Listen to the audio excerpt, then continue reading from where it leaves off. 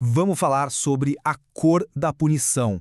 A gente vai entender aqui como o racismo e a seletividade penal se manifestam na prática dentro do sistema de justiça. E para a gente já começar entendendo a dimensão do problema, olha só esse dado do Anuário Brasileiro de Segurança Pública. No Brasil, a chance de uma pessoa negra ser assassinada é 2,7 vezes maior do que a de uma pessoa não negra. É um número que já mostra a urgência do que a gente vai analisar. Aqui a gente chega no coração da questão, que é entender como o racismo estrutural acaba se tornando o motor por trás de muitas das práticas das nossas instituições, principalmente dentro do sistema de justiça criminal. Então, o que seria essa tal de criminalização secundária? Bom, é basicamente o momento em que a pena é aplicada de fato, sabe? É a hora que o sistema age. E o ponto crucial é que esse processo tem sim um alvo preferencial, a população negra. Enquanto a punição para esse grupo é mais severa, crimes de colarinho branco, por exemplo, cometidos por pessoas poderosas, muitas vezes nem chegam a ser punidos. E os números, né? Eles não mentem. Eles confirmam essa seletividade de forma bem clara. Como o gráfico mostra, 76,2% das vítimas de homicídio no país são negras. É uma sobre-representação gigantesca que deixa evidente quem é o alvo principal da violência letal e reforça a ideia de uma punição seletiva.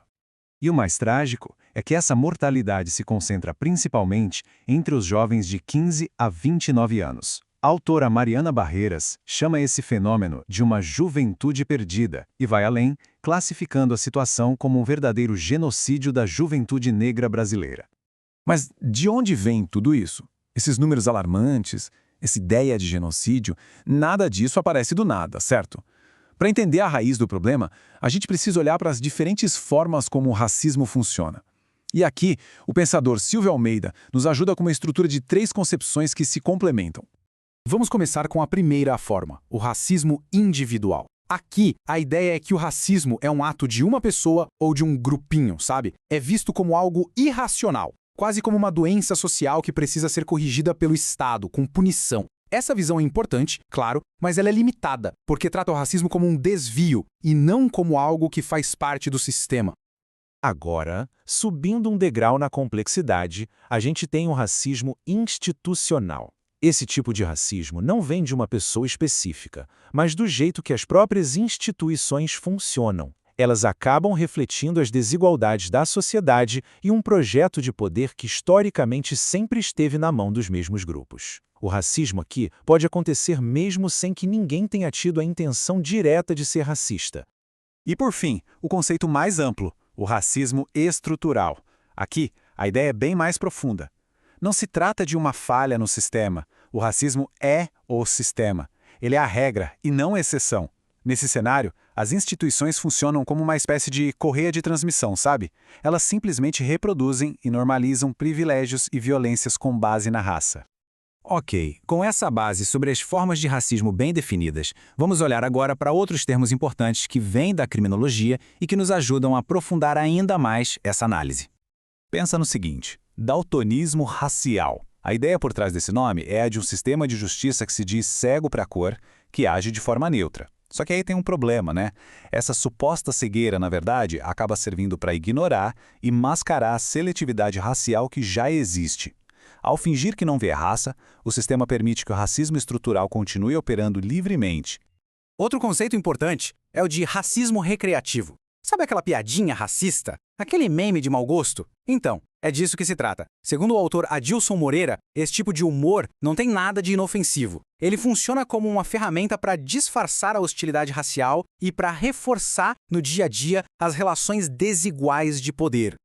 E o que é o perfilamento racial, ou racial profiling? É bem direto. É quando alguém se torna suspeito, não por algo que fez, mas por causa da sua aparência, com base em estereótipos ligados à sua raça ou etnia. É uma manifestação bem clara do racismo institucional em ação. E como isso acontece na prática?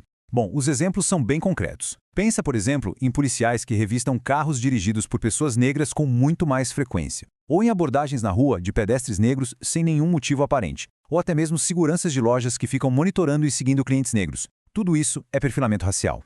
Agora, um conceito mais moderno: racismo algoritmo. Pensa assim: quem cria os algoritmos e os programas de computador? Pessoas. E com quais dados esses sistemas aprendem? Com os dados do nosso mundo. Se a nossa sociedade tem preconceitos racistas, os algoritmos podem não só reproduzir esses preconceitos, como podem até mesmo aumentar a escala deles. Um exemplo disso foi quando algoritmos de redes sociais foram acusados de diminuir o alcance de posts sobre protestos contra a violência policial. E para a gente fechar, vamos falar de um conceito que, de certa forma, amarra tudo isso que a gente viu até agora. A necropolítica.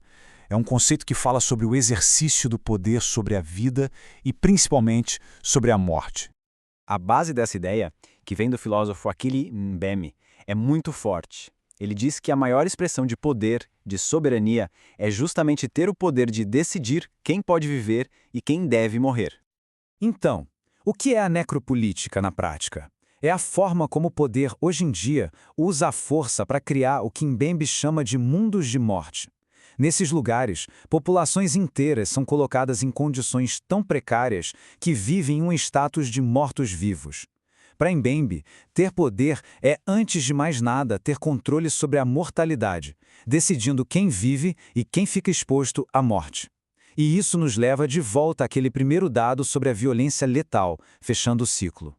E tudo isso nos deixa com uma pergunta para refletir. Depois de analisar conceitos como o daltonismo racial e a necropolítica, a questão que fica é como é que a suposta neutralidade de um sistema pode, na verdade, se tornar uma das suas mais eficientes ferramentas de violência.